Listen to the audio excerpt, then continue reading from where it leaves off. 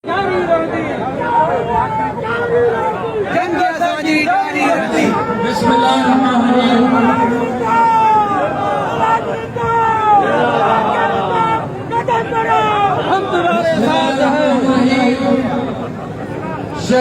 के धरतीजा 500 लाड़काना नबी शहीदन की धरती क्योंकि शहीदन के धरती सां ताल्लुक़ रखंदड़ मुंहिंजा उस्ताद साथियों सिंध जा मुलाज़िमो सिंध जूं सूरतूं मुंहिंजूं भेनरूं ऐं मुख़्तलिफ़ डिपार्टमेंट जा मुलाज़िम साथियों अस्सलामु अलैकुम। तव्हांखे हिन स्टेज तां मुंहिंजो सलाम। मेरी मुनक़्क़द गर्मी में जॾहिं मुलाज़िम पंहिंजे हक़ जे हासिल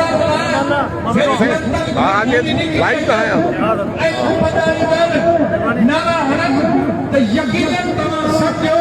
त सिंध गवर्नमेंट खे इहा ख़बर पवणु खपे त ही मरी सघनि था, ही विड़ी सघनि था, ही लड़ी सघनि था, ही शहीद थी सघनि था, पर पंहिंजे हक़नि खां दस्तबरदार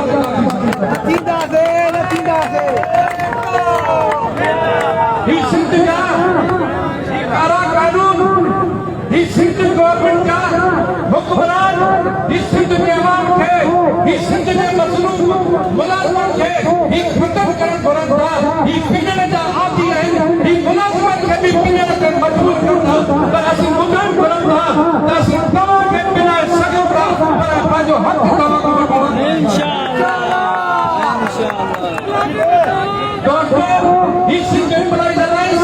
ही जेको झंडो खयो आहे, ही हाजी साहब जेको झंडो खयो आहे, ही सिंध मुलाज़िम जेके पाण में इताद कयो आहे त इहो सम्झी सघो त वक़्तु वठी लॻी सघे थो,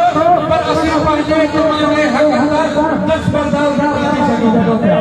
मुंहिंजी गुज़ारिश आहे ही टेस्ट केस आहे, ही तव्हां मुलाज़िम न ही टेस्ट केस आहे, ही जेको डिस्ट्रिक्ट वाइज ही जेको ही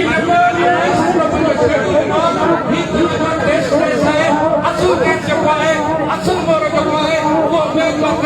कराची में लॻियो आहे। तव्हांखे ही ॿुधाइणु पवंदो,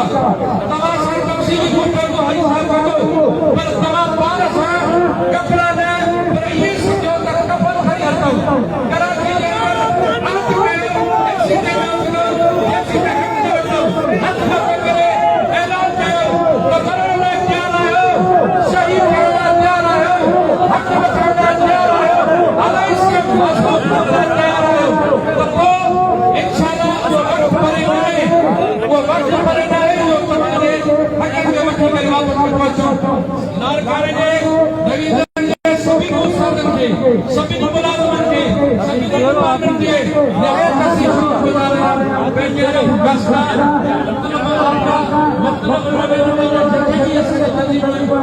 प्रोग्राम कयो आहे,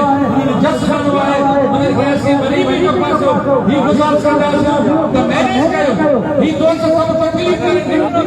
तव्हांजा लीडर गुस्से में हूंदा, पर तव्हां शांत थी रहो, तव्हां लीडर जी तकलीफ़ न मिलो, अफ़सोस न कयो, तव्हां सभु न कयो, सभु न कयो, तव्हां थोरी देर में अलाए केरु तव्हां सां मुखातिब थियो, तव्हां लही अचो, तव्हां जो स्पीच मिलो, हुनजी तनक़ीद ॿुधो ऐं पाण खे तयारु रखो। तव्हां सभिनी दोस्तनि खे हिकु उमीद ऐं वेलकम चवंदो इन उमीद सां अहिड़े जोश जज़्बे सां जिते बि तव्हांखे अॻियां जो सही थींदो उते तव्हां सभु